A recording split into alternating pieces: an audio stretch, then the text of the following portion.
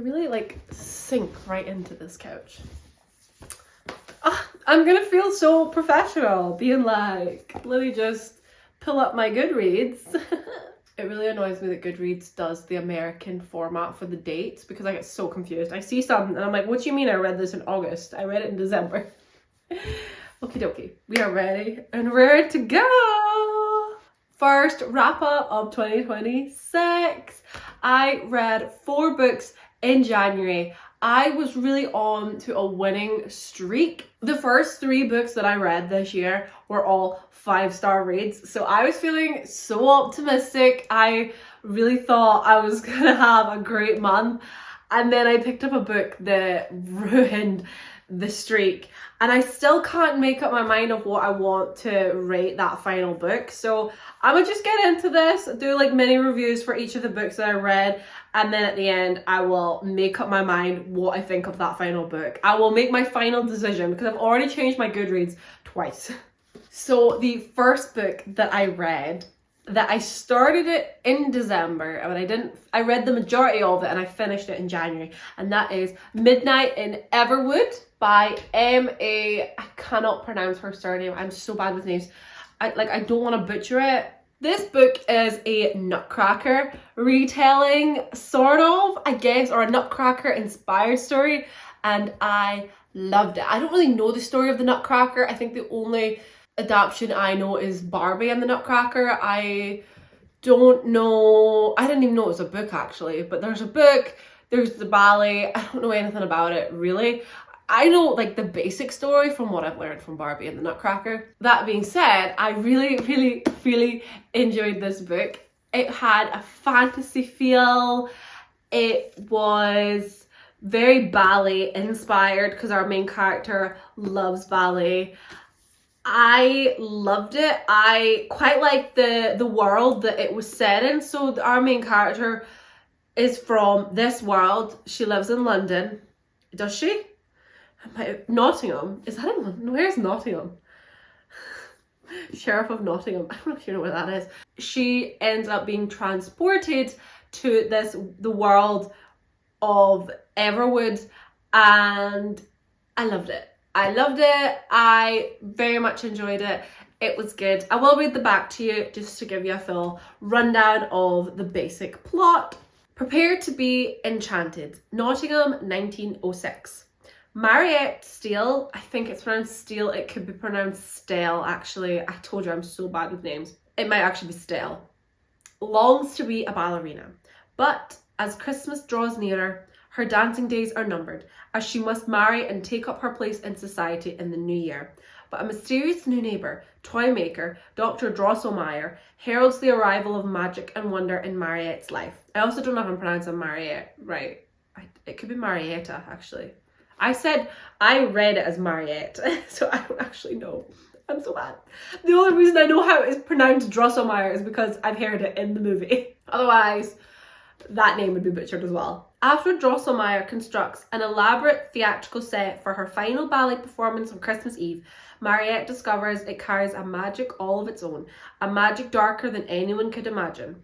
As the clock chimes midnight, Mariette finds herself transported from her family's ballroom to a frozen sugar palace, silent with secrets, in a forest of snow-topped fir trees. She must find a way to return home before she's trapped in Everwood's enchanting grip forever. I loved it. I thought it was really good. It was a cute little fantasy read. It was Christmassy. I read it around Christmas time and I really enjoyed it. I thought it was all pretty good. The ending is quite an open ending, but I didn't actually mind. Sometimes I feel like books don't always have to give you the happiest of happy endings. It could be nice to leave things out in the open, but I really enjoyed it. I thought it was really good and I rated it 5 stars. Next up, we have the 5th book in the Thursday Murder Club series by Richard Osman. I have now read all of them. I just got this book for my birthday this year from my mum. She has gotten me all the other ones before. And I must say, this one, it's quite up there. I have a love-hate relationship with this series. The first book, I remember going into it really excited to read it. And I remember it not being what I thought it was going to be. I think I found it a lot cheesier, if a book can be cheesy.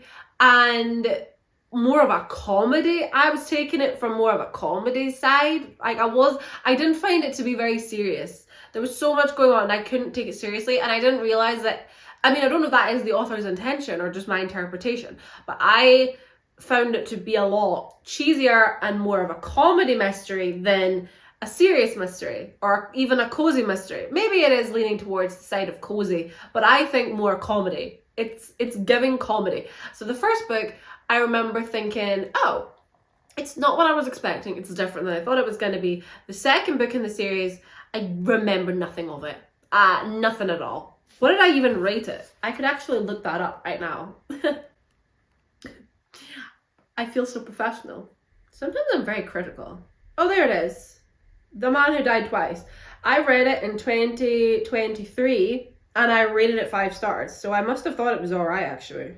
So the second book, I remember nothing about it and I read it years ago. I don't remember a thing. Clearly, I don't remember anything that I've already read. The third book in the series was my least favourite. I did not care for it at all. It was called The Bullet That Missed. And that book really made me think, oh, this series is not going to be for me. Meanwhile, I already have 2 more books in the series to go and I own them. But then I read the fourth one, which is featured in my last month wrap up. I read it in December. Loved it. Absolutely loved it. I thought it was so much better. I thought it was so good. I loved the mystery. It was brilliant. It was called The Last Devil to Die. I loved it. Then this month I decided, since I just got it and since I was on a bit of a high from the last one, I decided to read the 5th book in the series, which is called The Impossible Fortune. I love this one as well. I loved it. I couldn't tell you which one I prefer, this one or The Last Devil to Die, like which one I like more, but I really loved the mystery in this one. I was really invested and I was interested and I liked the way the reveals came about.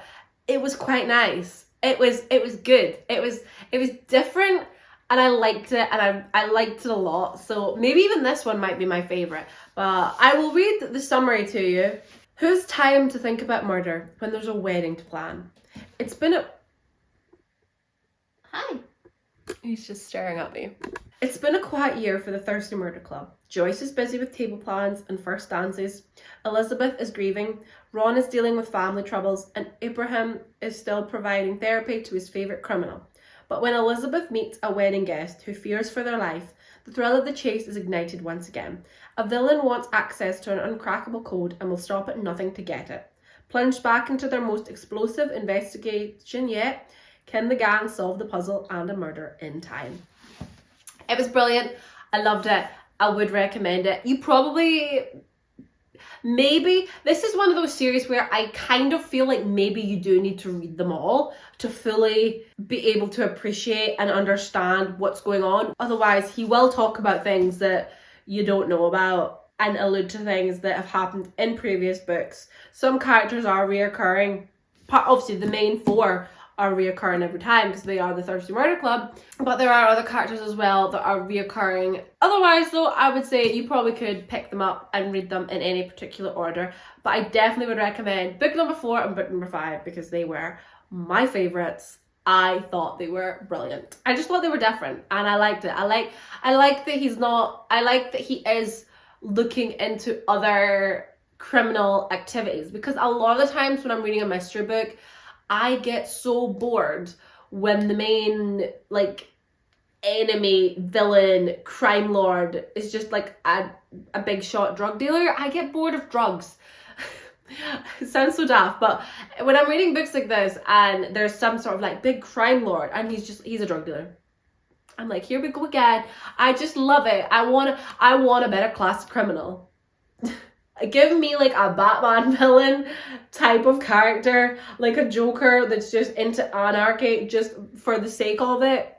Just because it's more, I know it's probably less realistic and that's why people don't really deviate from the classic drug dealers. But I love it. If I can get a story with a villain that's doing something else that's not just dealing in drugs. And if I didn't say it already, I rated that book 5 stars. 5 stars all round. The next book, and another 5-star read, was Someone in the Attic by Andrea Mara. I read another book by Andrea. It was No One Saw a Thing. I read it a couple of years ago. I thought it was really good. I think I rated it 5 stars. This one though, this one was so good. Like, I know I've only read 4 books so far this year, but this is my favorite. This might be one of my favorite mysteries. This was just so, so, so good. I loved it. So I'm gonna read the summary to you. It could happen to you, even in a wealthy neighborhood like this, even with friends like these. Anya is enjoying a relaxing bath when she hears a noise in the roof. Through the open bathroom door, she sees the attic hatch swing shut and a masked figure drops to the floor. 30 seconds later, Anya is dead. Across town, Anya's old school friend Julia sees an online video of a masked figure climbing out of an attic. She suddenly realises why the footage is eerily familiar. It was filmed inside her house in a luxury gated community designed to keep intruders out. Why would a stranger target Julia unless it's not a stranger at all? This was so good. This book, chef's kiss. I loved it so much. I feel like throughout the book, you were getting sprinkles of breadcrumbs that were making you think a certain way. It was trying to get you to set your sights on another character to think they were the guilty party. And it was done in a way that I thought wasn't overly obvious. Like, it was a bit obvious, but not to the point where I thought this is too obvious. And it felt like little sprinkles of breadcrumbs. And then loads of things turned out to be red herrings. Things you thought were red herrings were actually not. There was just red flags and red herrings and everything all over the place. And by the end of it, the surprises came. And I was like, I loved it. I really, really, really loved it. I thought it was a good story. I feel like all the characters had quite a lovable quality about them. They were all very friendly. And I think this sounds so ridiculous, but I love that in a mystery. I love that whenever you get a book where a character is trying to investigate something and they're maybe questioning other people and you find that they're very closed, they're very shut off, they're very hateful towards your main character for any particular reason. It sort of bugs me because I'm always like, can we just skip to the point where you're going to tell us the information that we need? Like, I hate when there's tension and all that. This sounds so silly, but I just love the way all the characters were very helpful to each other and very kind, and there were different reveals and twists along the way. I loved it. The only thing I will say, for quite a while, was the main character Julia was a little bit dumb. She was a little bit dumb at times, and I was banging my head against the wall because I was putting 2 and 2 together and I was getting 4, but then it turned out I was actually being lied to by the author. Well, not lied to, but I was being deceived by the author. There were times I did think that Julia wasn't quite, she wasn't picking up on key things that she should have been, and very quick to dismiss a lot. Like, these attic videos were appearing on TikTok and she's very quick to dismiss them as like, it's probably AI, it's probably fake. I was like, girl, I'd have been moved out, I'd have been gone, I'd have been out. I'm in a hotel. What do you mean? You have the money, you could afford to put your kids up in a hotel. Like, what do you mean your little boy is terrified to fall asleep because he says there's someone in the attic and you're just literally ignoring it? That is like, it's giving horror movie. There's nothing wrong with this cheap house. Apart from that though, I really loved it. I thought it was really good. I read this in like 2 days, which for me is good. That is good. Lately it's been taking me like weeks to read books. So reading it in just a couple of days, I probably could have read it in a day, but I read it in a couple of sittings and I loved it. I really, really, really loved it, and I would recommend this one. And maybe other books by the author. I don't know how many books she's written. Oh, she's written a few. I've only read No One Saw a Thing, and this one, of course. But really, really good. Loved it. Highly recommend it. A good mystery. A little bit spooky, I will admit. Like, the idea of like someone being in the attic and like a home invader when I literally live by myself, little bit scary. And the last book that I read in January that very sadly brought down my win streak of reading consistently 5-star reads was Never Lie by Freida McFadden. I still don't know what I'm reading this book.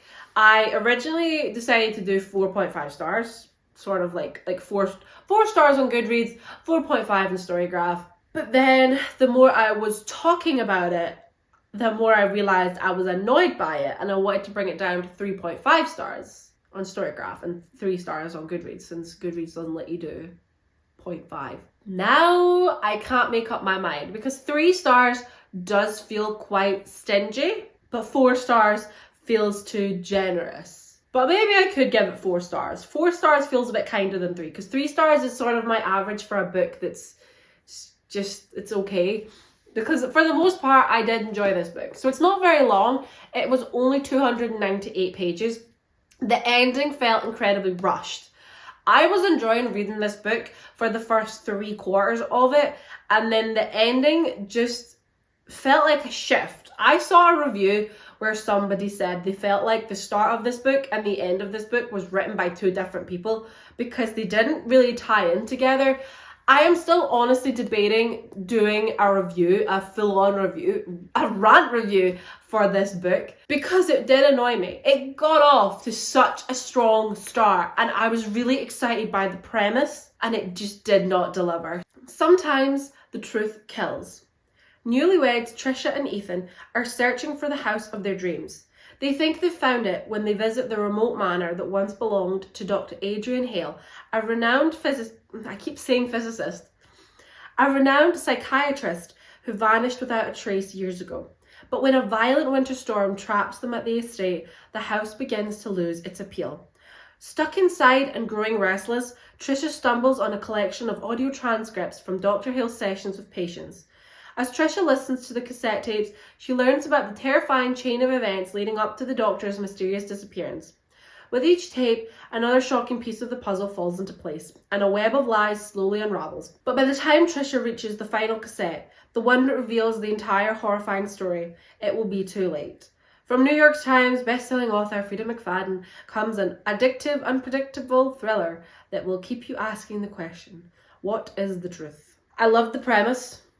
I was so excited, so very, very excited. I love the idea of listening to tapes to get information about what happened in the past. However, I found we didn't get to listen to that many tapes.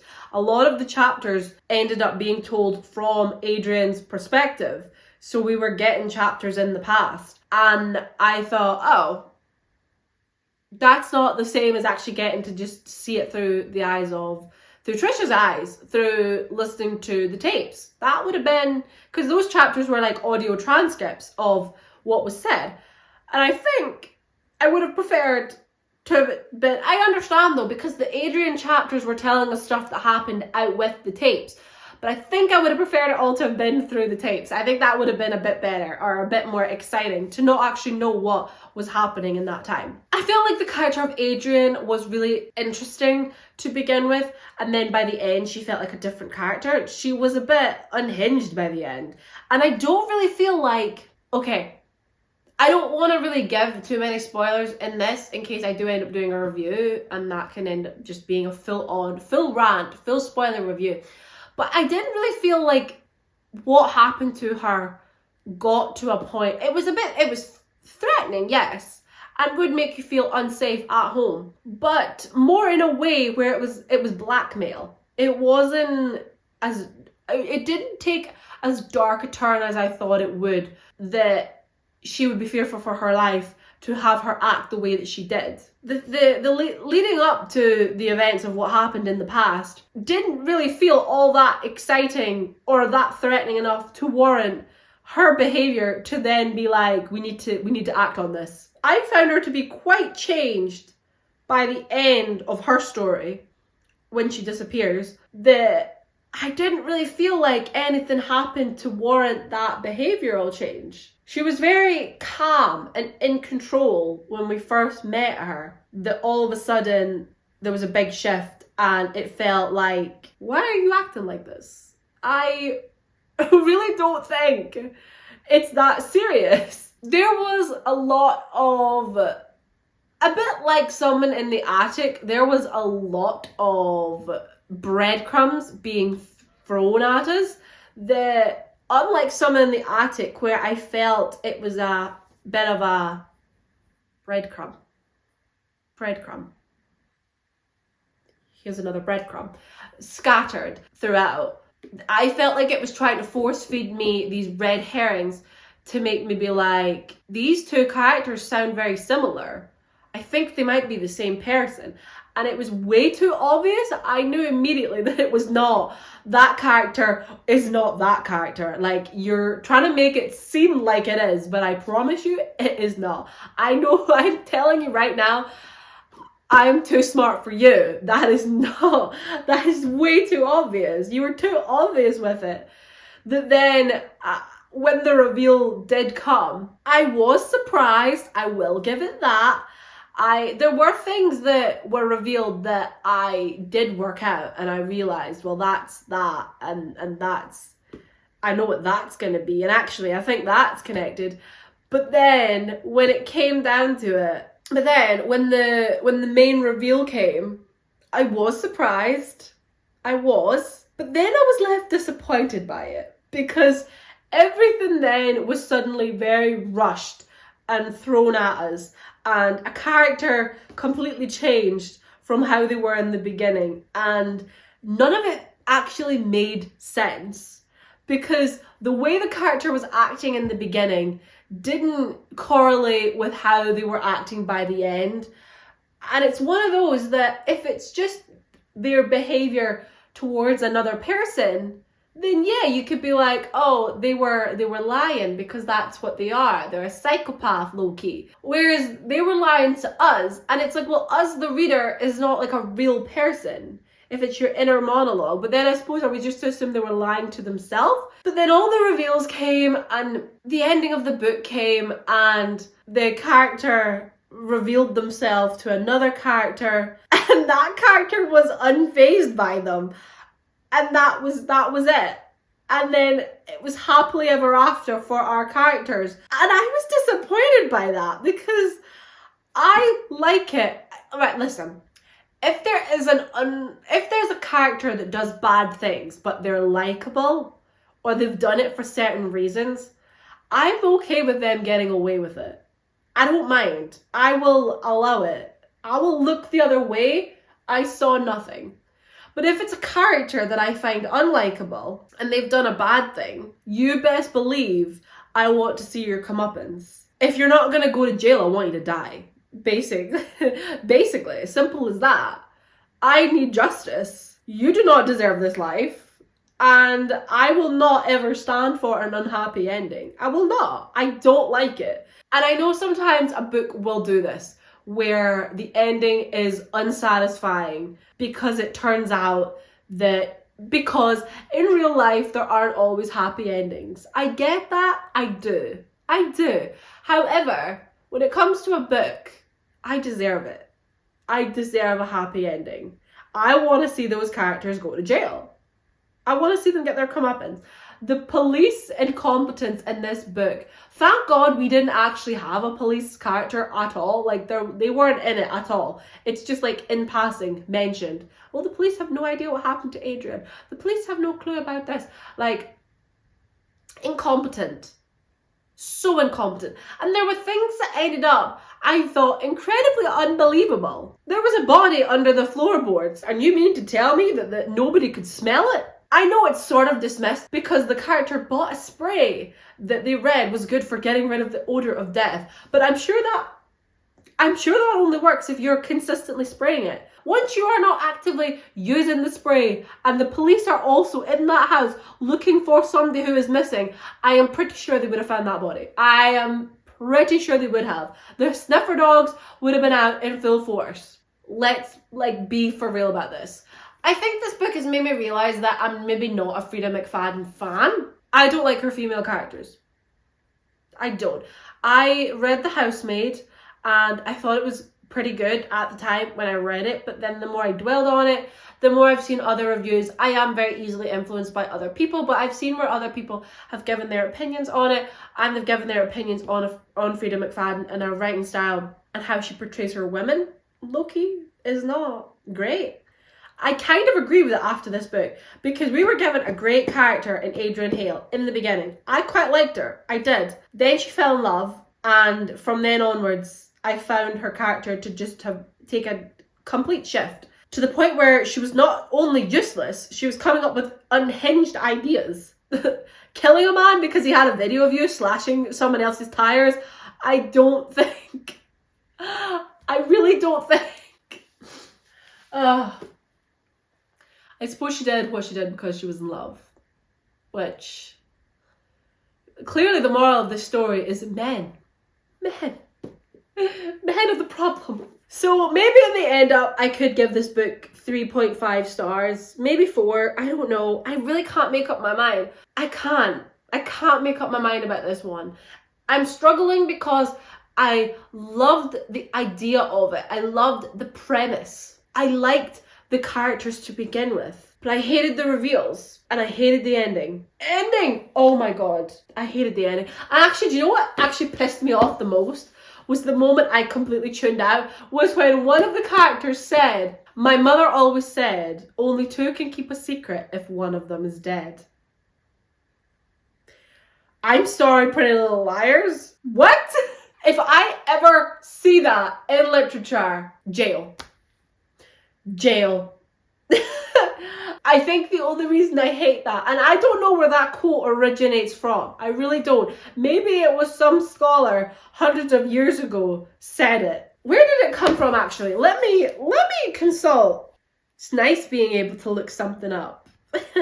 Two can keep a secret if one of them is dead. Oh. The phrase, two can keep a secret if one of them is dead, is a popular variation of an... What the fuck is that word? Adage? What's an adage? Adage? Originally penned by Benjamin Franklin. Oh. In his Poor Richard's Almanac, 1735, which stated, "Three may keep a secret if two of them are dead." The quote highlights that secrets are only truly safe when known by one person, emphasizing that any additional person increased the risk of disclosure. So Benjamin Franklin wrote it in 1735. Well, full credit to Benjamin Franklin then, but I think it's just a very popular phrase associated with Pretty Little Liars. So if I see it in a modern book, if it's in the past, full credit to Benjamin Franklin, that's okay. But if it's set in something modern, when was this book written actually? Original self-published in 2022. If it's in a book that is modern, like this one, and I see that, jail. Because all I could think about is Pretty Little Liars. And it came up twice. I couldn't look, I was like, no. I found it cringe, actually. I think the character was trying to have their girl boss moment when they said, two can keep a secret if one of them is dead. No! Alison De Laurentiis, no! Come on now. That annoyed me. That annoyed me way more than it should have. But on that note, I still don't know what I'm rating this book. Maybe I'll just keep it at 3 stars then, because I hated the ending. I hated it. They got away with it. And I'm not impressed. So, yeah. I also found the book, because it was quite short, like I say, it was only 296 pages long. The ending could have been expanded on a bit more to just at least make it feel less rushed. Do I like a reveal where like a main character ends up being a villain? Maybe. I do. I don't mind it.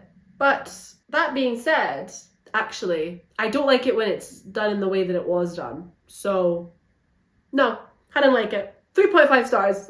Off with its head because it annoyed me. I really thought it was going to be good and then it annoyed me. So, I can do what I want. It's my wrap up. So that is all the books that I've read in January. 4 books though. That is pretty good. I set myself a reading goal of 24 books this year and I've already read 4. So with that kind of track record, I could be on track to do well this year. I am optimistic.